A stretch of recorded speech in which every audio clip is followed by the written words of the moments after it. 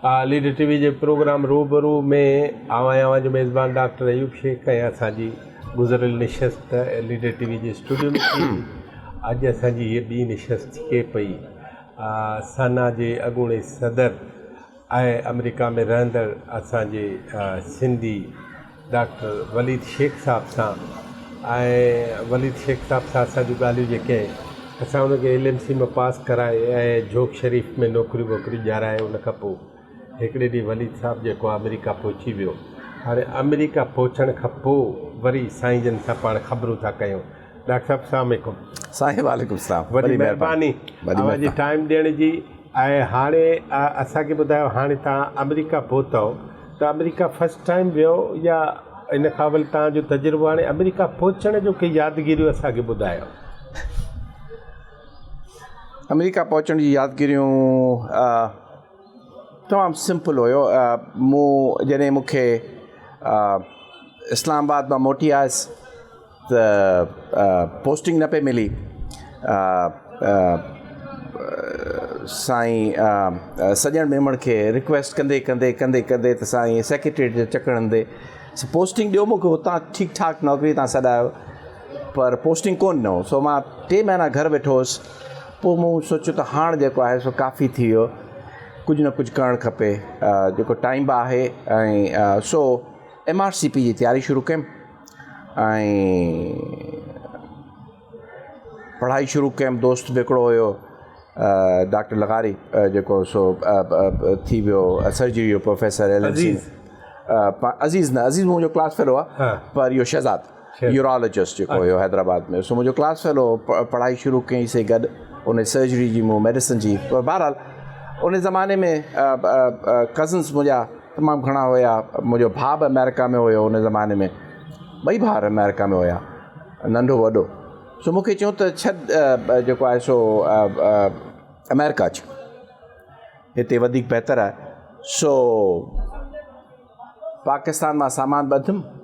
मूंखे इहा पक हुई, अलाए छो इहा पक हुई त मूंखे अमेरिकन वीज़ा कोन ॾींदा।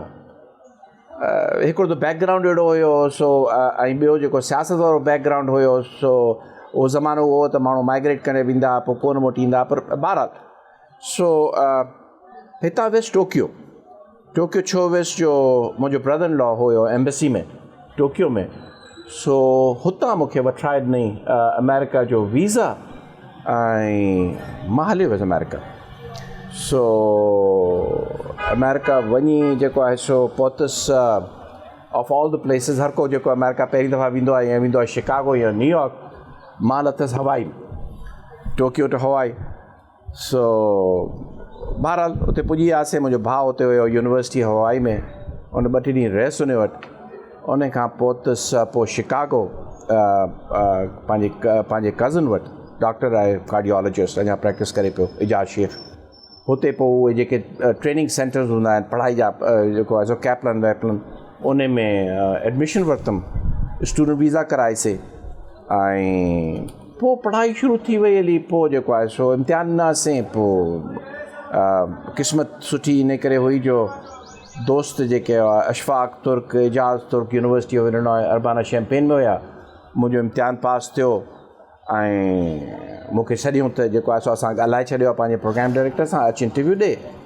सो मूंखे यादि आहे उन ॾींहुं त पहिरीं दफ़ा हाईवे ते गाॾी मूं हलाई for the very first time. अञा गाॾी हलाइणु शुरू कयमि त बर्फ़ शुरू थी। अलाए कीअं वञी साउथ बेंड इंडियाना खां शैम्पेन जो राति जो 3 बजे पहुतुसि। एजाज तुर्क जी घरवारी आशा said, do you have your CV? And I said, what is a CV? What are you talking about? So she said, you need a CV? You're going for an interview. So I said, fine. I mean, I don't have a CV. So Rajo Thia, 3 बजे पंहिंजी office में वई आहे, मुंहिंजी CV ठाही अथई। सो हेसि ताईं सुबुह थी वेली, 7 बजे वियासीं, इंटरव्यू ॾिनोसीं, नौकिरी मिली वई। मां उन ॾींहुं I honestly can tell you that was the happiest day of my life. उन वक़्तु ताईं सो जेको आहे सो मार्च हो या अप्रैल हुयो। सो दैट इज़ 1990 मार्च अप्रैल में बि बर्फ़ पवंदी तॾहिं? मार्च अप्रैल में बक़ल बर्फ़ पवंदी। मार्च में त बर्फ़ बाक़ाइदा पई सघे थी शिकागो वारे पासे, जिते मां अॼुकल्ह रहां थो हुते त ख़ैर मार्च में बाक़ाइदा बर्फ़ पए थी। पर ॾाढी ख़ुशी सां मोटी आयासीं। मुल्क जेको आहे सो मूं वटि 2 महीना आहिनि ऐं जेको आहे सो नो ऑब्जेक्शन सर्टिफिकेट ज़माने खपंदो हुयो J1 वीज़ा वठण लाइ। सो वेस इस्लामाबाद, क़िस्मत सुठी हुई। अंसारी साहिबु जेको आहे सो हेल्थ सेक्रेटरी हुयो, साईं खे हथु ॿधासीं, साईं सर्टिफिकेट ॾिनो, मोटी हलिया वियासीं, रेज़िडेंसी शुरू कईसीं, ज़िंदगी स्टार्ट थी वई। पोइ साईंअ जा पुट अवली हुते हुआ? साईं जा पुट त ख़ैर फ्रॉम द लेट 70s या अर्ली 80s खां उन खां पंहिंजो रफ़त ऐं संदो वॾो भाउ, इहे they were there for very long time. Sohail पोइ आयो? सोहेल नंढो आहे, सोहेल पोइ आयो। पर Rafat has been in South Penn for I don't know how many years. हाणे अञा रिटायर कयो अथई। पर हाणे तव्हां कहिड़ी यूनिवर्सिटी में, कहिड़ी स्टेट में, ऐं छा था कयो? मां हींअर आहियां अञा हीअं कयो? हा, इहो ॿुधायो। हाणे उहो इंटरव्यू ॾिनो छाजे लाइ? Residency, internal medicine. कहिड़ी hospital? University of Illinois Urbana Champaign. पंहिंजो हुते जेको आहे सो इंटरव्यू थियो हुते ई। रेज़िडेंसी आहे 3 साल? रेज़िडेंसी आहे 3 साल। उन खां पोइ 1 साल चीफ रेज़िडेंसी कईसीं। सो उहा करणु ज़रूरी कोन्हे। हाणे त कान्हे उहा? बिल्कुलु आहे। जे उहो चीफ थिए थो, जेको सुपरवाइज़ करे थो 3 सालनि जे रेज़िडेंस खे। सो मूंखे ऑफर थी, मूं वठी छॾी। त उन क्रीडेंशियल्स बहितर थी वेंदा आहिनि। फेलोशिप करणी आहे, कुझु करिणो आहे त चीफ रेज़िडेंसी कई अथई, मतिलबु इन खे पढ़ण जो शौक़ु आहे। So your CV is much better. So chief Residency 1 साल कईसीं। उन खां पोइ हुयो J1 वीज़ा। जे दोस्तनि खे ख़बर आहे जेके अमेरिका में आहिनि, J1 वीज़ा जी रिक्वायरमेंट आहे त 2 ईयर होम रेज़िडेंसी। जीअं तव्हां वटि इहो वीज़ा आहे त तव्हांखे पंहिंजो रेज़िडेंसी पूरी करे जेको आहे सो मोटी वञिणो आहे मुल्क में। जे तव्हां आया आहियो, वञी हुते कमु कयो 2-3 साल, उन खां पहिरीं जेको आहे सो you cannot stay in United States. You can पर if you want a waiver त पोइ अंडर सर्व्ड एरिया में कमु कबो 2 साल। अॼुकल्ह माना अनप्रिविलेज्ड हाँ, रिमोट एब्सोल्युटली रिमोट। सो नौकरी की तलाश कईसीं on the border of Arkansas, Missouri and Tennessee, हेठां काउंटी। सफ़ा एब्सोल्युटली माण्हू सोचनि था त अमेरिका आहे, पर उन ज़माने में उन काउंटी खे ॾिसो आहे, मुंहिंजे ख़्याल में अॼु बि अहिड़ी हालत हूंदी। अजीब सूरत हाल हुई। 25,000 माण्हुनि जो ॻोठ हुयो ऐं साउथ। ऐं इहा ॻाल्हि मां हमेशह माण्हुनि खे ॿुधाईंदो आहियां, माण्हू परेशान थींदा आहिनि। सॼो ॾींहुं अस्पताल में गुज़ारियमि इंटरव्यू वारे ॾींहुं, त शाम जो चयूं त तुंहिंजे लाइ असां बंदोबस्तु कयो आहे हिकिड़े होटल में। सो तूं हुते वञी राति रहंदे, पोइ सुबुह जो हलियो वेंदे। ठीकु आहे। मां क्रॉस पियो करियां, उन ॿिए शहर पियो वञा, about 4-5 miles railway track cross कयमि। मुंहिंजी नज़र पई ईअं, ॻाल्हि चवण वारी आहे त दिस इज़ 1994। त हुते लिखियो पियो हो, colored people need not cross the railway track after sunset. What is this? Don't worry about it. So, Bharat, I was petrified. I mean, I was like, you chai hai. So, Bharat, वियासीं, interview थी वियो, नौकिरी मिली वई, हुते नौकिरी शुरू कईसीं। हाणे तव्हां हुन ॻोठ में वियो? मां हुन ॻोठ में 2,000 आबादी वारो 2,000 आबादी वारे ॻोठ में नौकिरी शुरू कईसीं। झोक ताईं मूंखे जेकॾहिं किताबु लिखणो पियो, हमेशह सोचां थो त my title of the book I know already, उहो आहे त फ्रॉम झोक शरीफ टू हेठां Missouri, journey of a Sindhi doctor. So इहो मुंहिंजो किताबु आहे जे अचे करे त पढ़जो. सो इट्स आई मीन मूं दिमाग़ में कंपेयर करण जी कोशिशि कई आहे सिंध जे रूरल माण्हुनि जी ऐं हुते जे माण्हुनि जी. त माण्हू आहे they are about the same, human beings are about the same. पर बहरहाल सो हुतां असांजी अमेरिका वारी जर्नी शुरू थी ऐं हेसि ताईं पई हले. उतो पोइ काॾे वियो? उते घणो वक़्तु रहियो? 6.5 साल. 6.5 साल रहणो हो मूंखे. मुंहिंजे ख़्याल में 6 महीननि में. गुज़िरियल सदी जा समूरा साल उते रहियो? बिल्कुलु. बिल्कुलु ईअं. ऐं बिल्कुलु नई सदी वरी नए पासे आयो? नई सदी नए पासे. किथे आयो? हुते आयासीं मिनेसोटा. मिनेसोटा में छो आयो? हुते आयो? अॼु बि हुते. मिनेसोटा छो आयासीं जो 22 साल थिया अथव? हा उन वक़्त खां पोइ रेज़िडेंसी खां पोइ. हा मिनेसोटा नई सदी में आयो? हा 2000 एग्ज़ैक्टली 2000 में आयासीं ऐं अॼु ताईं हुते शहर तब्दील थियो आहे पर स्टेट कहिड़ा शहर? हुते हूंदो मैनकेडो मिनेसोटा, स्मॉल टाउन जिते मैनकेडो स्टेट यूनिवर्सिटी बि आहे. हिते मिनेसोटा स्टेट यूनिवर्सिटी आहे. काफ़ी पाकिस्तानी स्टूडेंट हूंदा आहिनि हुते. ऐं स्मॉल यूनिवर्सिटी टाउन हुयो.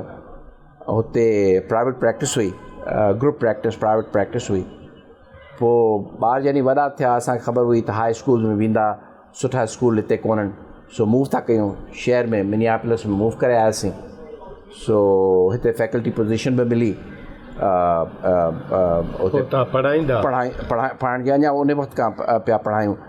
ऐं छा पढ़ाईंदा? सब्जेक्ट कहिड़ा? Medicine, general medicine. हॉस्पिटल में, क्लिनिक्स में न, हॉस्पिटल में जेके रेज़िडेंट्स हूंदा आहिनि, स्टूडेंट्स हूंदा आहिनि, उनखे पढ़ाइबो आहे. यूनिवर्सिटी ऑफ मिनेसोटा जा स्टूडेंट. सो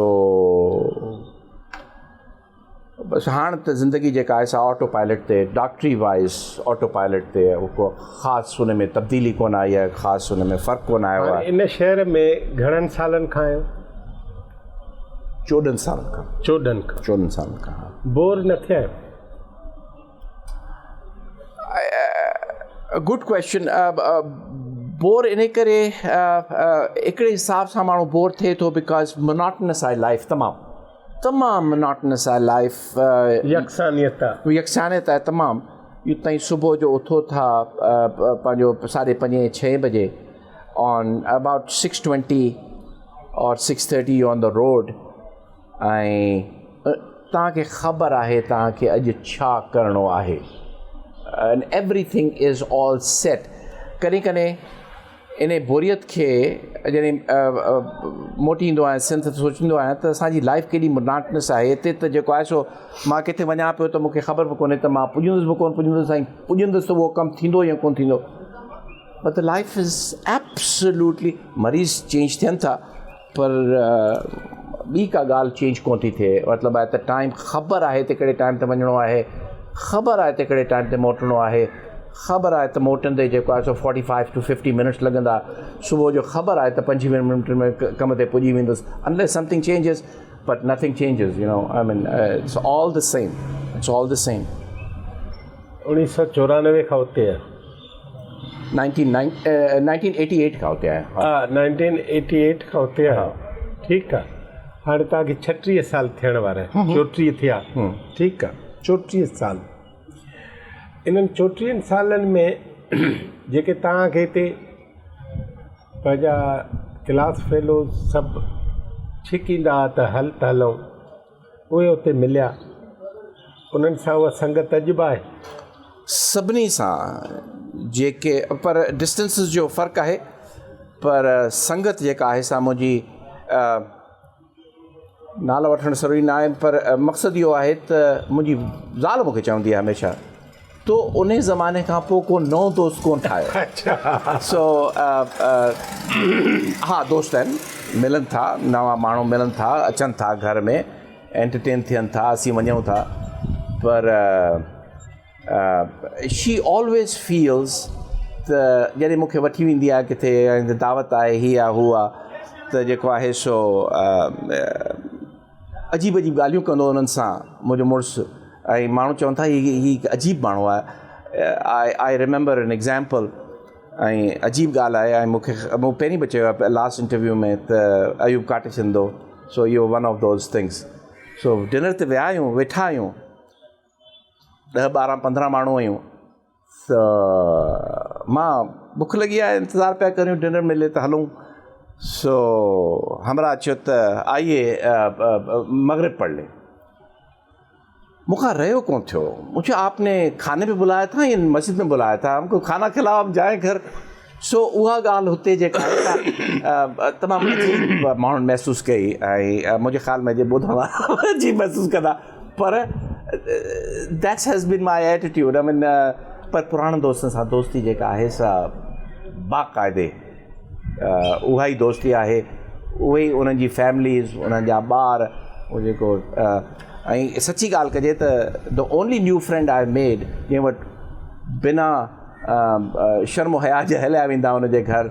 ऐं उहो ख़लील मेमण आहे सखर जो सो उन सां दोस्ती जेका आहे सा बाक़ाइदे नओं दोस्त जेको आहे सो बाक़ियुनि सां डॉक्टर साहब हिकिड़ो वक़फ़ो वठूं वक़फ़े खां पोइ वरी पाण ॻाल्हायूं था नाज़रीन असां सां डॉक्टर वलीद शेख साहब गॾु आहिनि ऐं हाणे अमेरिका में हुनजी संगत हुनजी पढ़ाई वढ़ाई सभु पहुची हो ख़ैर सां पहुतो हाणे हुते संगत हुन सां गॾु आहे ऐं पोइ हुनखां पुछंदासीं त साना अव्हां सां किथे पहिरियां छो त गुज़िरियल इंटरव्यू में इहा ॻाल्हि थी वई त उहो साना जो पायोनियर मेंबर कोन्हे पर साना पोइ उन में आहे ऐं साना जो 4 साल सदर बि रहियो असां सां गॾु रहियो